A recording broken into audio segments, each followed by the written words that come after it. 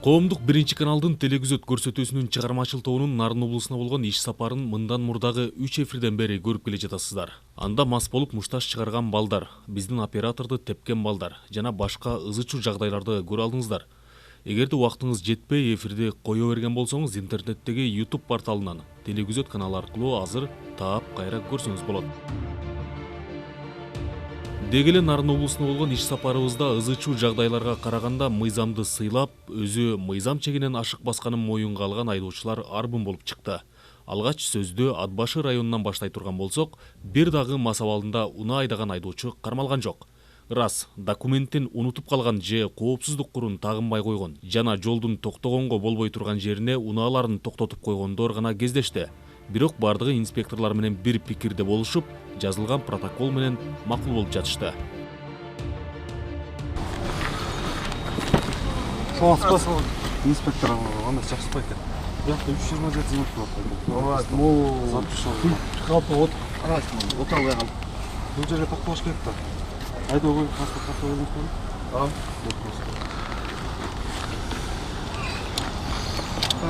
Пультты алдырып келіп үйге жібердім.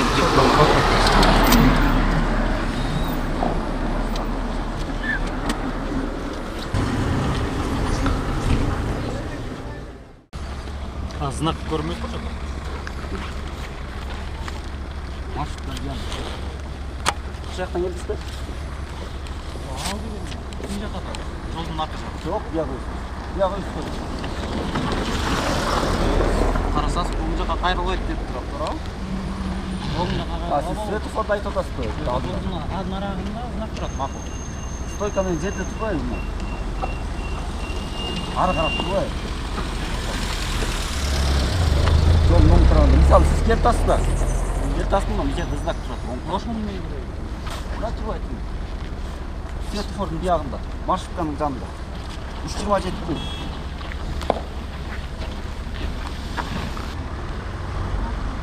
Жолдун тиги жагында токтотуш керек болчу, э? Стоянка.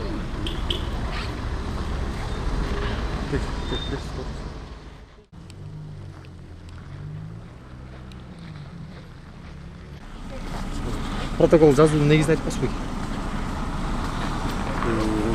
Сиз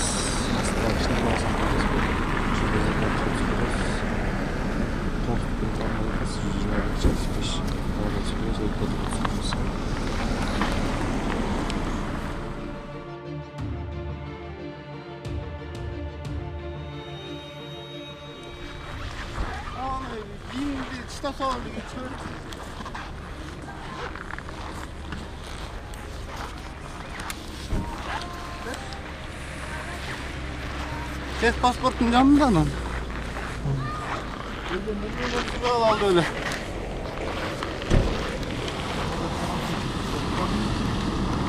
Айда бакат.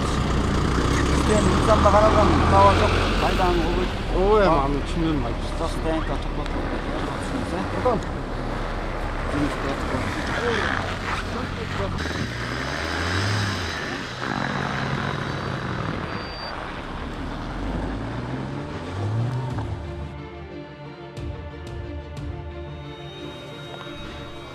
Салат береш керек да. Үйдө болуп атты. Мындан кийин мына энеси иштейт. Салат.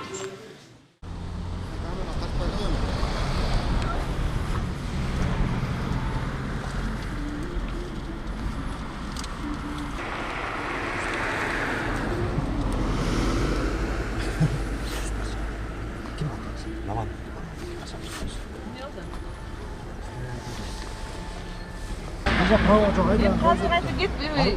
Ооба, бар. Бар да.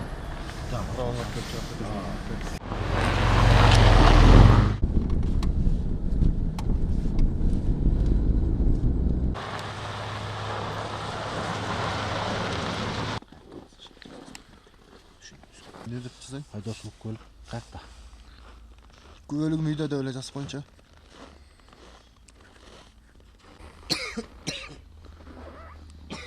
Ат башыдагы рейдтик иш-чара ушундайча соңуна чыкты. Ал эми Нарын облусундагы рейдте балдардын мушташына күбө болгонбуз. Аны сиздерге өткөн эфирде сунуштаганбыз.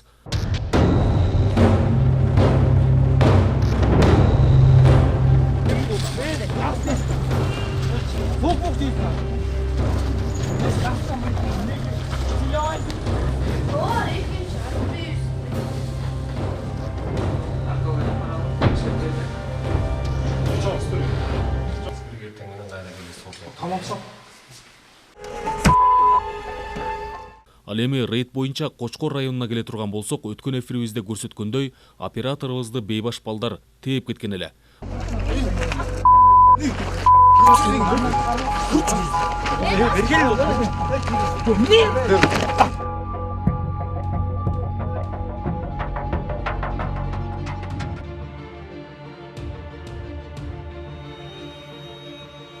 Мындан сырткары мас абалында унаа башкарып бара жаткан айдоочу кармалды. Бирок ал ичкен эмесмин, сотко берем дегенинен жазган жок.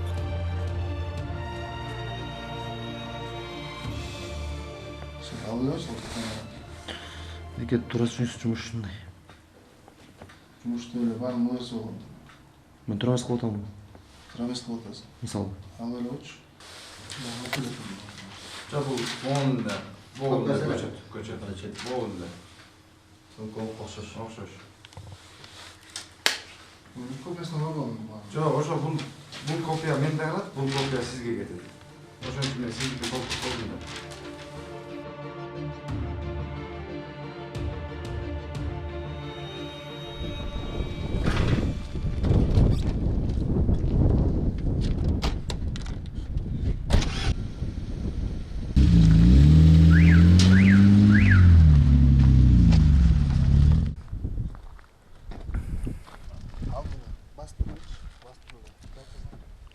Баалы буюм.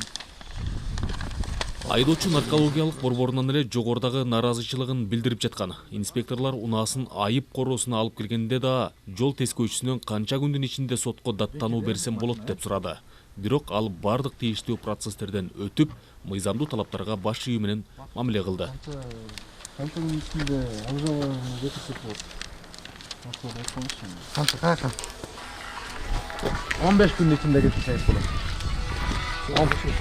Я.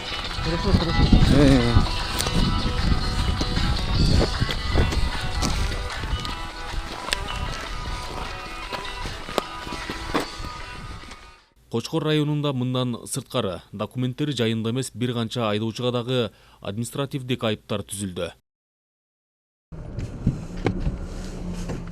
Терезедеги кара жылтырактар тууралуу айта турган болсок, Нарын шаарынын өзүнөн көп кездешти. Инспекторлор жеринен атайын терезедеги жарыкты өткөрүүчү аппараттын жардамы менен караңгылатылган терезенин пайыздык өлчөмүн ченеп, протоколдорду түзүп, унааларды айып куроолоруна киргизип жатышты.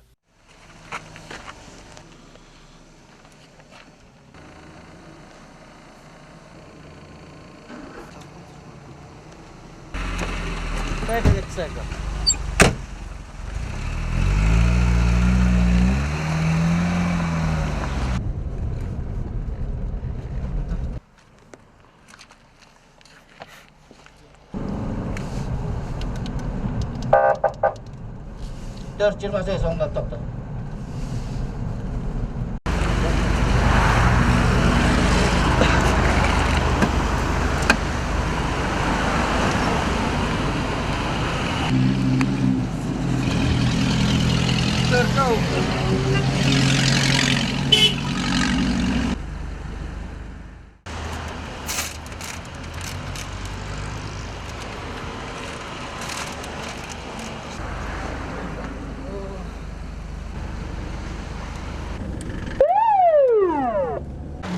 Байкаган жокмун байке?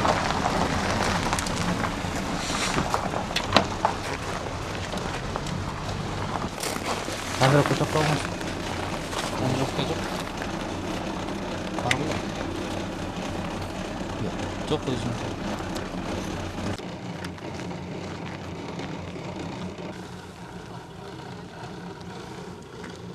Otuz sekiz kestik.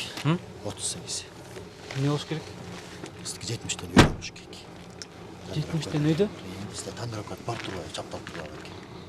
Жок, түшүнгөн жокмун. 70%'ten mi oldu? Көрбөй жатпайсыз, 38 эле болот. Bizga 70'ten öyle olmuş керек. Tandırakаты жок башында. Bizga могу лавайымызда да бар окшойт. 70'ten öydü? Таза болсоңуз. трапаңыз бар лавайда. Кечкисин ошондой көрсөтүп атат го эке. Күндүз алып качык эле. Иә. Жасайсыз ба? Өзіңді емес пе? Қандай болды? Айдошты көріп бересіз бе?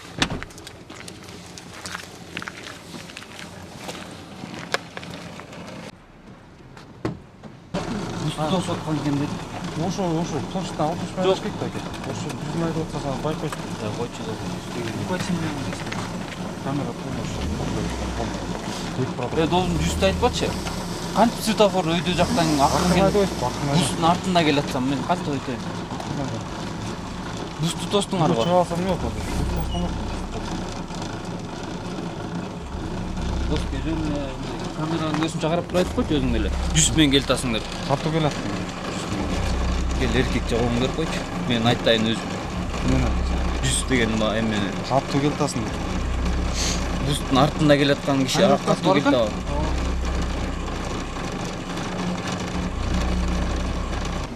Жок, мен ичип алган жокмун, өзүм эле айдап алам, досум. Текшериш керек болот. Эмнени текшериш керек? Жүрү. Текшеребиз. Досум атап көрмөй турсам. Кандай жөн? Мен айтайынбы өзүм машинамды? Мен ичип алган жокмун дейм. Текшеребиз. Жок, ичип алсам текшерсин. Давай үйлөт. Алып кел анда. Текшеребиз ал машинасында. Мен өзүм эле айдайм дейм. Тонировкаңызды көргөзүп бердим. Өзүм айдайын дейм. Тонировкаңызды көргөзүп бердим. Кандай көрсөтүп берди? Тонировкаңыз чыкты. Жүрү, мен стоянкага токтотуп берейинби? Ошо саржан отурасыңыз, мен артынан айдап алам. 1 мен десеңиз 1 мен, 20 мен десеңиз 20 Кел, мен өзүм эле айдап алайын, досум. Сиз азыр турганыңыз жок дейм. Протокол түзүлөт. Сен менин жаныма отуруп алсаң? Ой, сиз отурасыз, арзан отуруп алсаң. Отуруп алсаң. Арзан. Тамам.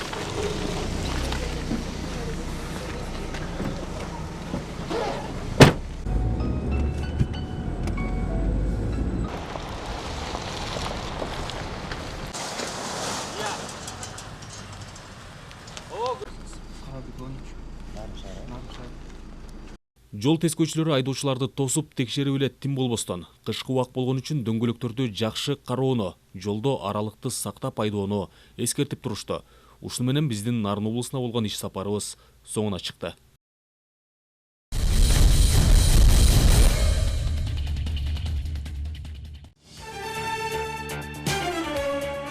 Рыспаев Байболот Аширович 1958-жылы туулган. Бул жаран үстүбүздөгү жылдын 2-октябрь күнү өз үйүнөн чыгып кеткен бойдон ушул күнгө чейин дайынсыз болууда. Байболот агабыз көп учурда акыл эстен танып, бардыгын унутуп койгон жагдайы бар. Андыктан сүрөттөгү жаранды көргөн билгендер болсо, экрандагы даректер аркылуу байланышып, жакындарына билдирип коюңуздарды өтүнөбүз.